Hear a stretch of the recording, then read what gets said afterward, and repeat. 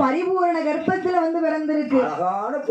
பொட்ட பிள்ளை என் நடனத்தை ஆடுவதற்கு தகுந்தாப்புல வந்து பிறந்துட்டா அம்மையப்பருக்கு ஒரு நன்றி என்று சொல்லி அப்ப பார்த்தா அந்த சிவகாமி தாசியானவள் முதல்ல பிறந்தது யாரு?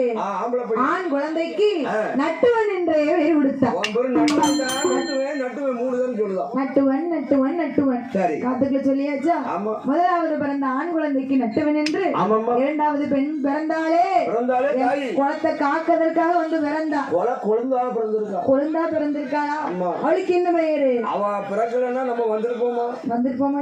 வில்லடிக்க முடியுமா? அவ பிறக்க போய் தான் வந்து வில்லடிக்கணும். வந்து அவ பிறக்க சொல்லி அடிக்க மாட்டான். அப்ப இரண்டாவது பிறந்த பெண் குழந்தைக்கு லட்சுமி என்று பெயர் கொடுத்தா. அப்படி இருக்காளோ? அவ்வளவு அழகா இருக்கா.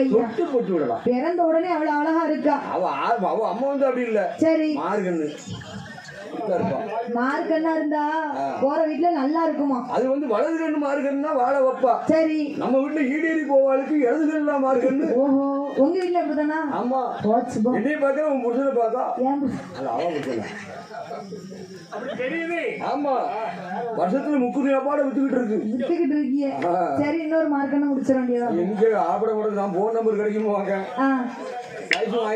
மாறி போச்சுன்னு வேண்டாம் வேண்டாம், நீங்க அங்கதான் போகணும்.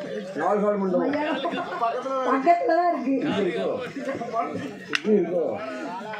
நமக்கு உனக்குலாம் உழைச்சு போட முடியும். எப்ப எப்போன்னு இருக்காங்க பாருங்க. ஏமா அவர்ச்சி 2 சீட்டை நான் இருக்கணும். அதுக்கு தானே வேண்டாம் வேண்டாம். அப்போ அந்த சிவகாமி தாசி இரண்டாவது பிறந்த பெண் குழந்தைக்கு லட்சுமி என்ற பெயர் கொடுத்து தவமிருந்து பெற்றா.